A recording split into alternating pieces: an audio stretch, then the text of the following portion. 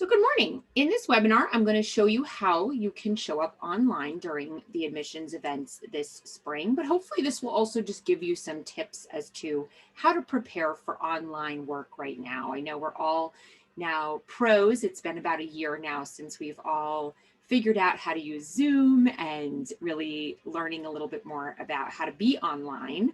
I know for me, it's been quite the journey. I've learned how to set up my camera. I've created a whole workspace here where I can film myself on camera. I have lighting set up. So it's certainly been a huge learning experience for me as well. And I'm happy to share my entire playbook with you. So if you ever need that, I'm happy to share it. So we're going to go over lots of specifics today. I have slides here just to walk us through as well. So in the first 5 minutes or so, we're going to talk just a little bit about what you want to know ahead of time when you're about to go on to Zoom events for schools. I'm going to also talk about how to prepare. I am going to, let's see, I'm going to throw this over here. I'm going to talk about do's and don'ts, as well as tips to help with your process, and then we'll finish up with the Q&A. So just to introduce myself to those of you who do not know me, although I see many friends here of people I do know. I am a permanently certified educator in New York City and New York State. I've been working in the field for about 25 years, and I have 12 years of classroom experience before coming over and working as a private learning specialist. I'm a parent of 3 children. We've been going through lots of different types of school admissions work. I suppose I sort of call it an occupational hazard with my children because I'm constantly searching for the schools for them at the moment. I'm an education consultant, so I work with families each year to support them in their endeavor to find best fit schools and also to support them with the school placement process. I do choose programs all the way through high school programs as well as boarding school programs. So my range is wide, and we also have some other school advisors here in the company that work under this company as well. So where we're going to talk about what to do ahead of time. We're going to talk about ways to prepare, do's and don'ts, tips, Q&A, also some information on how to work with us, and we'll throw in a little bonus at the end. Okay, so we're going to get right to it. What to know ahead of time. Okay, so this is a sample letter, and you can just take a picture of it if you want, or if you come back to the YouTube page later, you could re-listen to this recording.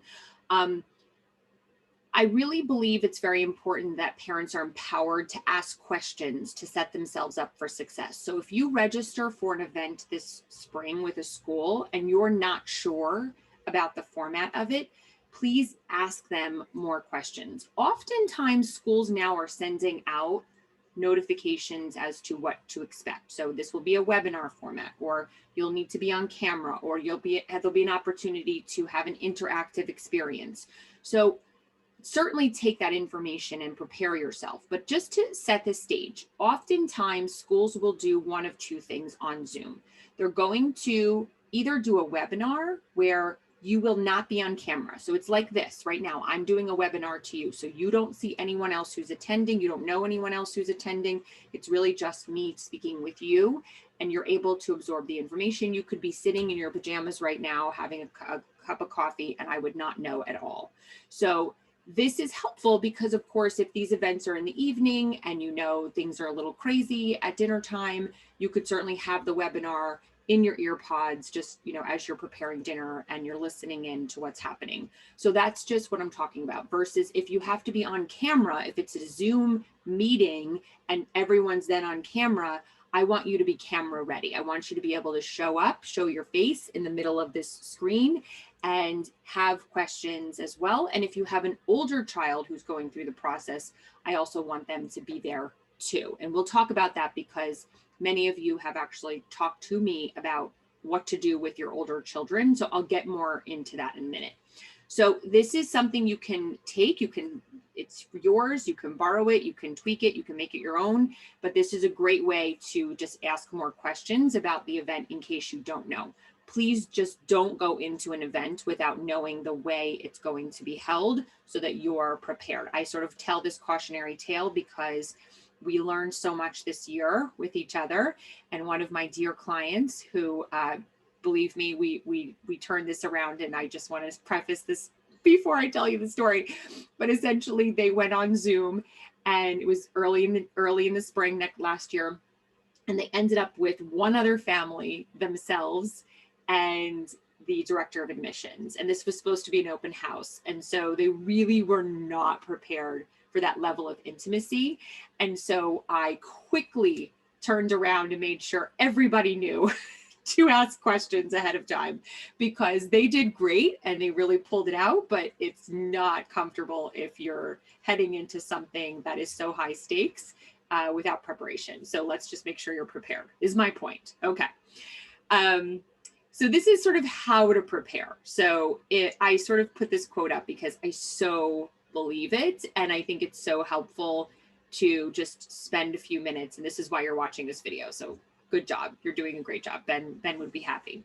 Okay. So the first thing I want you to do is go visit the schools online. So take some notes, get to know what's happening before you go into the event. It's great just to acquaint yourself with the mission statement, with the curriculum, with just different pieces of their programs, signature programs. It's also great to look up some of their information on the databases. So niche.com, Great Schools, Private School Review. All of these may have some pieces of information for you. And then you can go to the open houses that are this spring and just continue to take notes. So you're just in the research process right now. So the more information you can gather, the better. Prepare questions. I'm going to go into a deeper dive in a minute on this, but certainly you want to prepare questions for your events. Great questions come from asking about experience or someone's perspective. So please don't ask questions that are already answered in the presentation. Please don't ask questions that are already available on the online school website. Ask questions about experience or perspective. I'm going to give you examples in a few minutes. Also have a place to take notes.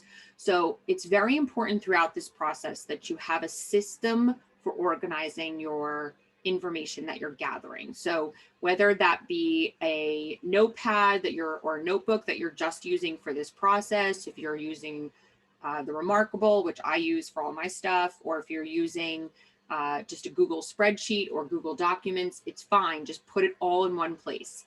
And definitely take notes, because you're not going to remember things between, if you learn them in April and May, and then the process officially begins in August, you're going to forget key pieces of information. And you will want to have that information because it will help you to write your applications. It will help you with your interviews. It will help you with your decisions. So you definitely want to make sure you have one place to write all the information that you're getting. Okay. All right.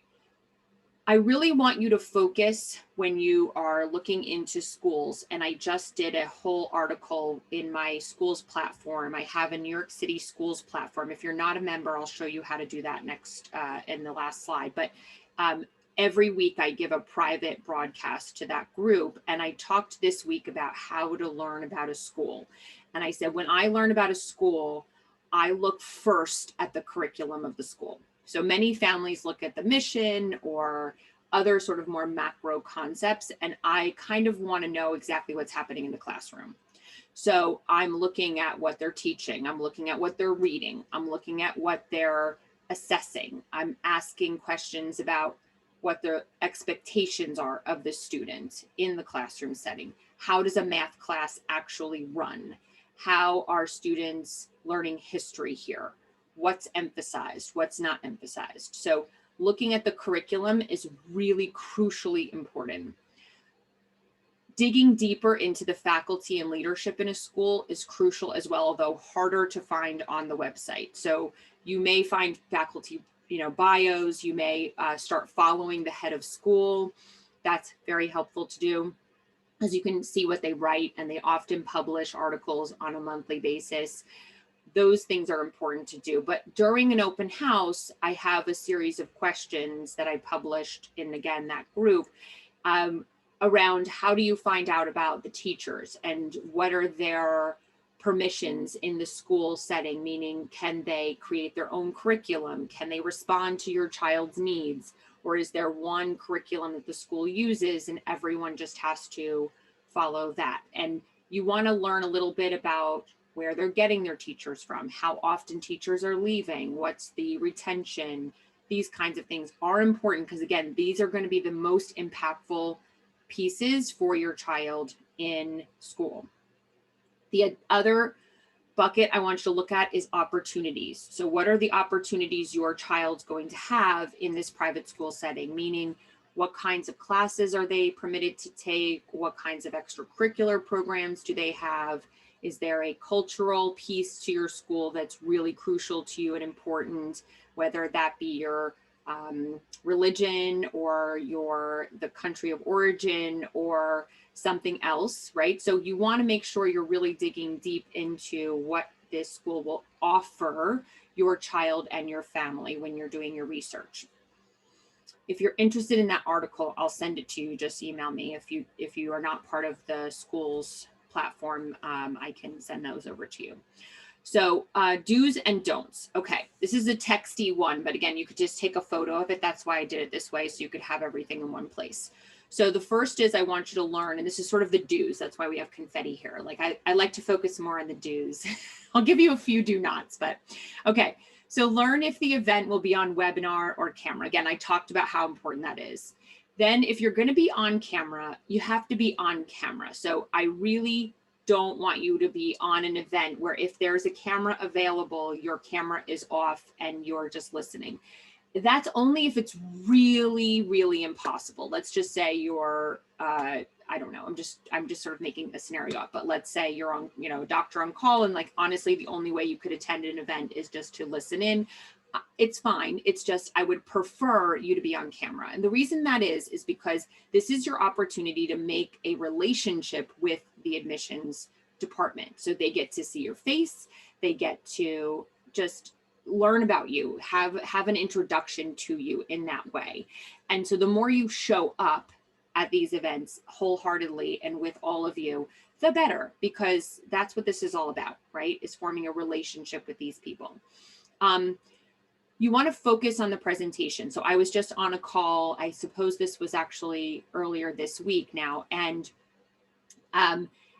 it was a bunch of teenagers looking actually at a boarding school. And so we're not finished with the process yet. So everyone's still being quite evaluated, and it's on camera. So you can see there's actually some people on camera and some people not on camera.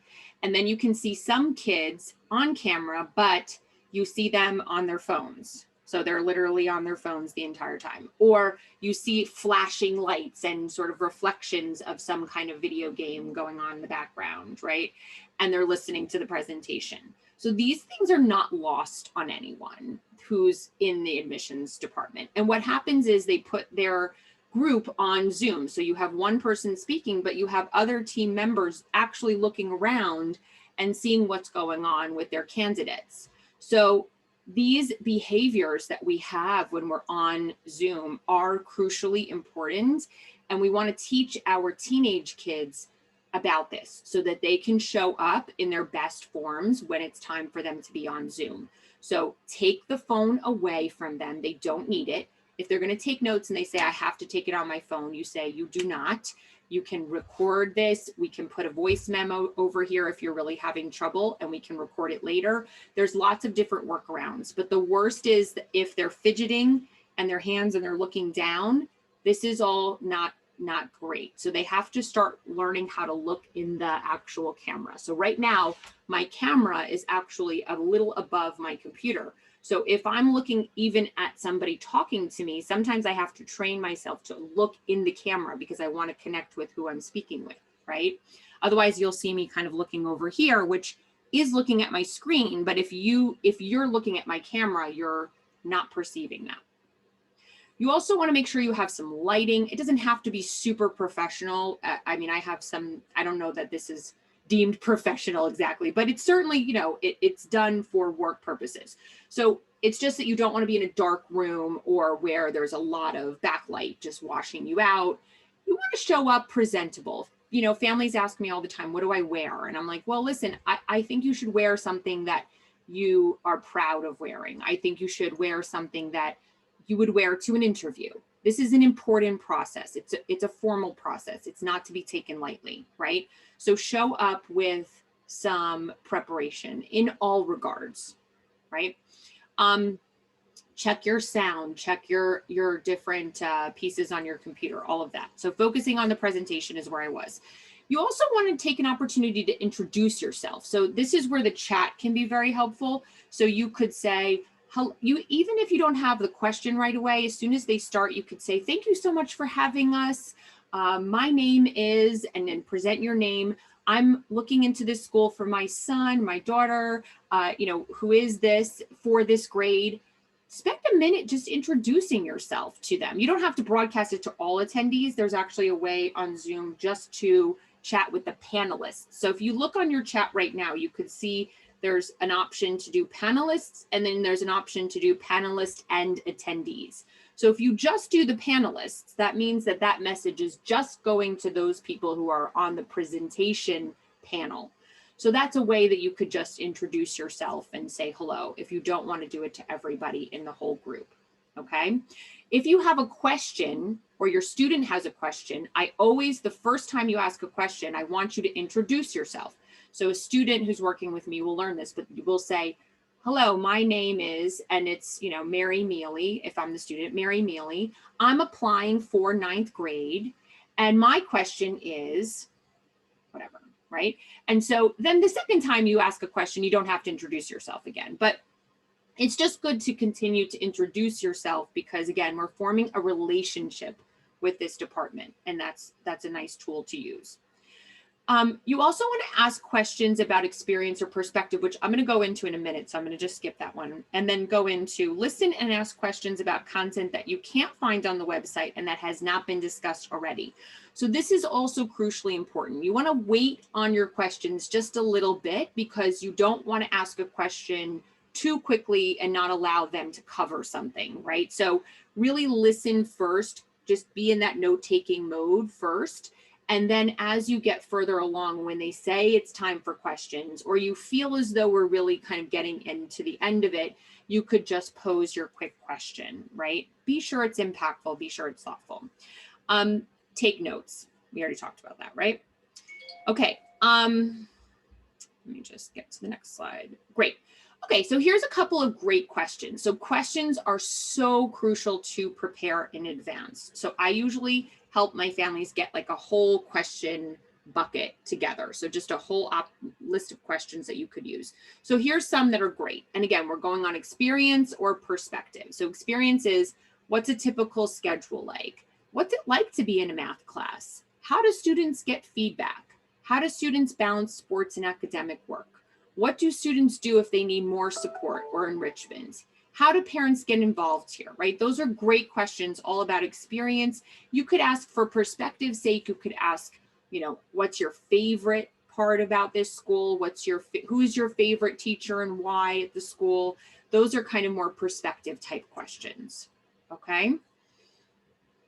All right, just a couple of tips. So I'm sort of being very redundant here, but just to really drive home my point, these are certainly pieces that we've already talked about that I want to make sure you have in mind. Okay, so a couple of Q&As. So what if only one of us could attend the event? Or some parents have said to me, I want to use the spring just for me, as in the parent, to go look at these schools, and I don't want to really involve my older child just yet. That is okay. The spring has much more grace for all of that. Fall, your child really does need to be there, but in the spring, if you're interested just in looking around at schools and gathering your own research, totally fine. And it's also completely fine to have one of the parents to attend each of these events. That's not a problem, okay? Should students attend spring events? So again, up to you. I think it's great if you're at the point where you are involving your child and they're that kid who needs to be involved in this process at this time. Just remember, it is a time of exploration more than applying.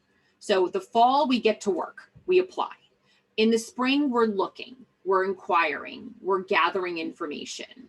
So it's a different feel to the whole thing. And if your child is that kind of kid who can manage that amount of information, great. Sometimes kids do need this in order to motivate for studying for their tests, which they should all, by the way, be starting right now. So if you're not preparing for tests, it's March. We need to be preparing for tests. I can tell you right now, I have had a very successful season this year. We have had a very successful season. And one of the things that we all learned is that if we have strong test scores, there's much more opportunity in those acceptances, right? So we definitely want to make sure we're starting now. These tests are difficult and there's a lot to learn, and we don't want to overwhelm a child by applying and hurry up test prep starting in September, October, right? Okay.